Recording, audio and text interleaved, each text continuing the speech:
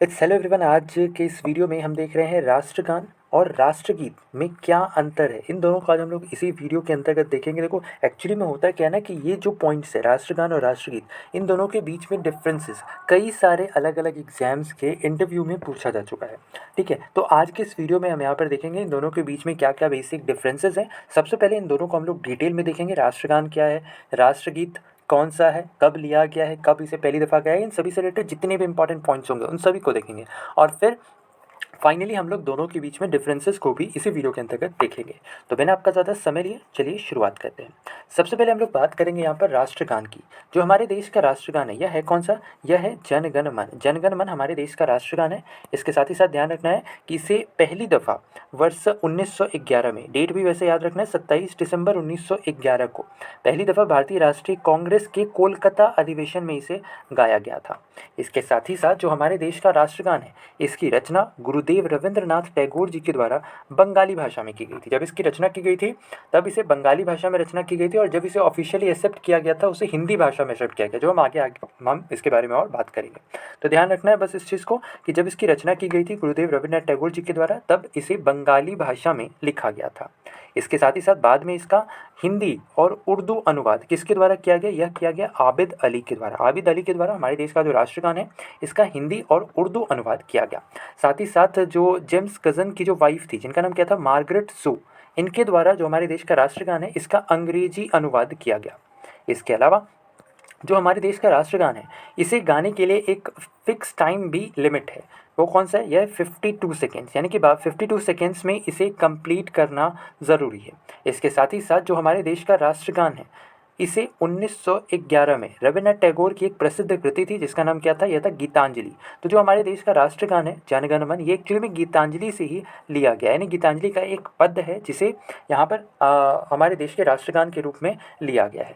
साथ ही साथ ध्यान रखना है, जैसा हमने पहले भी बात कर रखा था कि जो हमारा राष्ट्रगान है इसका बंगाली वर्जन नहीं बल्कि इसका हिंदी वर्जन आधिकारिक तौर पर इसे चुना गया है। और ये कब किया गया, यह किया गया 24 जनवरी 1950 को।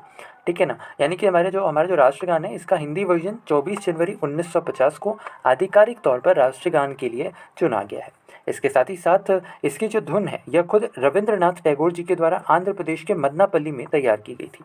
इसके साथ ही साथ जब भी राष्ट्रगान बजता है, ठीक है, तो उसके रिगार्डिंग बहुत सारी नियम होती हैं, बहुत सारे रूल्स एंड रेगुलेशंस हैं, उन सभी को आपने फॉलो करना होता है।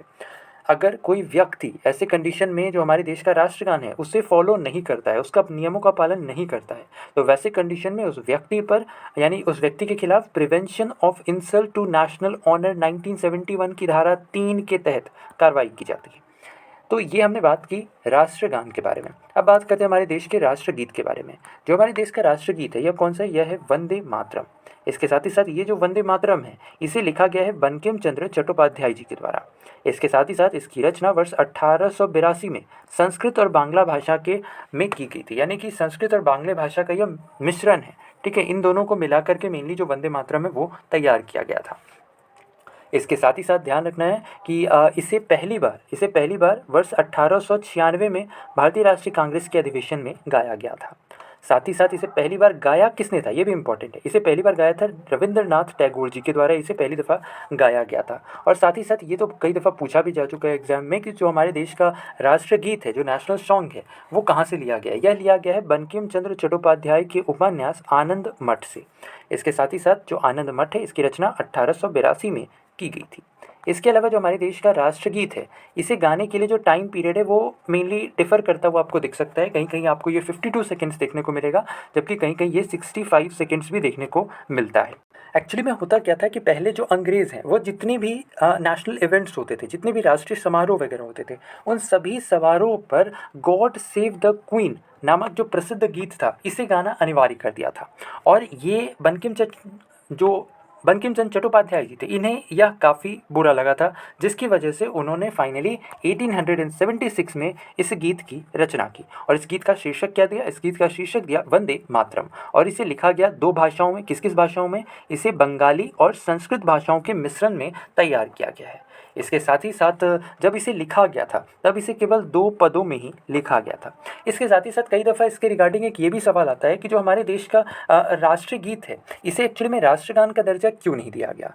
देखो एक्चुअली में इसके पीछे का जो रीज़न कई दफ़ा माना जाता है वो ये है कि जो हमारे देश का राष्ट्रगीत है, ठीक है, इसमें एक्चुअली में हिंदू गॉडेस दुर्गा की यहाँ पर आराधना की गई है, जिसकी वजह से इसे हमारे देश के राष्ट्रगान के रूप में एक्सेप्ट नहीं किया जाता है, ठीक है। और हमारे देश का जो राष्ट्रगान है यानी कि जो नेशनल एंथम है वह कौन सा है? वह है जन गण मन। इसके साथ ही साथ अब बात करते हैं इन दोनों के बीच में डिफरेंसेस की। दोनों के बीच में एक्चुअली में अंतर है क्या? जो राष्ट्रगान है ना, यह एक्चुअली में जितने भी राष्ट्रीय महत्व होते हैं यानी कि जितने भी राष्ट्रीय अवसर है, जितने भी राष्ट्रीय समारोह हैं, ठीक है, उन सभी पे गाया जाना यह अनिवार्य है। जबकि जो राष्ट्रगीत है इसकी कंडीशन में ऐसा कुछ है नहीं, यानी कि ये अनिवार्य नहीं है, आप चाहो तो गा सकते हो, आप नहीं चाहो तो नहीं गा सकते हो। जबकि जो राष्ट्रगान है, जो नेशनल एंथम है, वो गाना अनिवार्य है। दूसरा कंडीशन ये, दूसरा डिफरेंस दोनों के बीच में ये है कि जब भी राष्ट्रगान बजता है तो वैसी कंडीशन में आपको रूल्स को फॉलो करना होता है। जैसे अगर आपको राष्ट्रगान सुनाई दे रहा है तो इमीडिएटली आपको खड़ा हो जाना है, सावधान की मुद्रा में खड़ा होना है, ठीक है। तो ये कुछ रूल्स हैं जिसे आपको फॉलो करना होता है। साथ ही साथ इसके रिगार्डिंग एक टाइम बाउंडेशन भी है कि आपको 52 सेकेंड्स में ही उसे कंप्लीट करना है। तो ये कुछ रूल्स हैं राष्ट्रगान के रिगार्डिंग, जबकि राष्ट्रगीत के केस में ऐसा कोई भी नियम नहीं है। इसके साथ ही साथ दोनों के बीच में एक और जो बहुत ही इंपॉर्टेंट डिफरेंस है वो कौन सा है कि जो हमारे देश का राष्ट्रगान है इसे एक्चुअली में संवैधानिक दर्जा प्राप्त है, जबकि जो हमारे देश का राष्ट्रगीत है इसके संदर्भ में ऐसा कुछ है नहीं। तो ये मेनली बेसिक 3 डिफरेंसेस हैं हमारे देश के राष्ट्रगान और राष्ट्रगीत के बारे में। उम्मीद करते हैं आपका भी जो ये कन्फ्यूजन था दोनों के बीच में, राष्ट्रगान और राष्ट्रगीत के बीच में, दोनों के बीच में क्या अंतर है, इसके अलावा आपने सीखा। इस वीडियो के अंतर्गत राष्ट्रगान के बारे में हमने डिटेल में बात की, राष्ट्रगीत के बारे में हमने डिटेल में बात की और दोनों के डिफरेंसेस को भी हमने यहाँ पर इसके अंतर्गत देखा। तो आशा और उम्मीद करते हैं आपको हमारा ये आज का वीडियो काफ़ी इन्फॉर्मेटिव लगा होगा। अगर वीडियो इन्फॉर्मेटिव लगा है तो वीडियो को लाइक कर दीजिए, वीडियो को शेयर कीजिए। इसके अलावा अगर चैनल पर नए हैं तो चैनल को सब्सक्राइब करना बिल्कुल ना भूलें। अपना ख्याल रखें, स्वस्थ रहें। आपसे फिर अगले वीडियो में मुलाकात होगी, तब तक के लिए गुड बाय।